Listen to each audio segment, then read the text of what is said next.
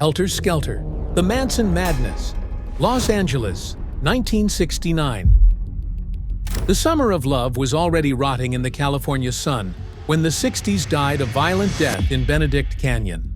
The blood hadn't even dried on the walls of 10,050 Cielo Drive, and already the acid-drenched dream of flower power was evaporating like cheap cologne.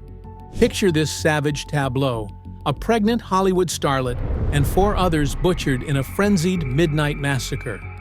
24 hours later, a wealthy couple carved up like Sunday roast in Los Feliz. The killer's calling card? Words scrawled in blood: pig and helter skelter. Sick. A macabre graffiti artist marking territory in crimson.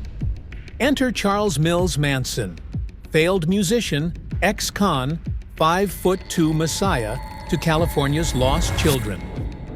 Born to a teenage mother who once allegedly swapped him for a pitcher of beer, Manson's childhood reads like a how-to manual for creating monsters.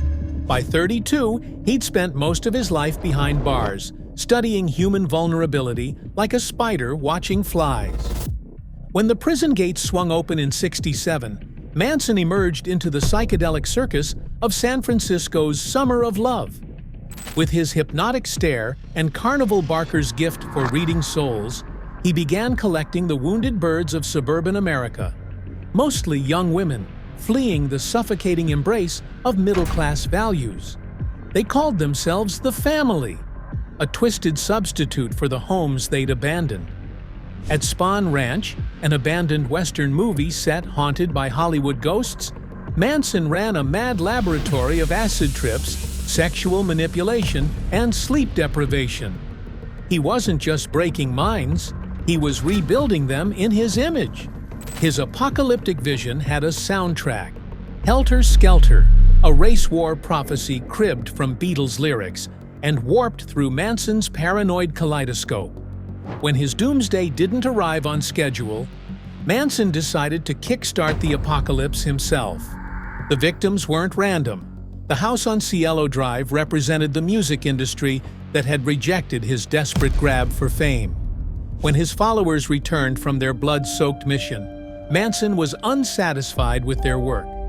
The next night, he personally escorted his kill squad to the LaBianca's home, tying up the couple before sending in his human weapons. For months, panic gripped Los Angeles while the killers walked free. The case broke when Atkins, jailed on unrelated charges, bragged to cellmates about watching Tate beg for her unborn child's life. The trial was a 3-ring circus of American horror. Manson's disciples carved X's into their foreheads and chanted outside the courthouse. The maestro himself tried to intimidate the judge, who started carrying a gun beneath his robes. Prosecutor Vincent Bugliosi faced a devilish challenge. How do you convict someone of murders they orchestrated but didn't physically commit? Through the concept of conspiracy, he painted Manson as something more terrifying than a mere killer, a puppet master who turned ordinary kids into monsters. All were convicted and sentenced to death, later commuted to life when California abolished capital punishment in 1972. Manson died behind bars in 2017, aged 83, having spent more years in captivity than freedom.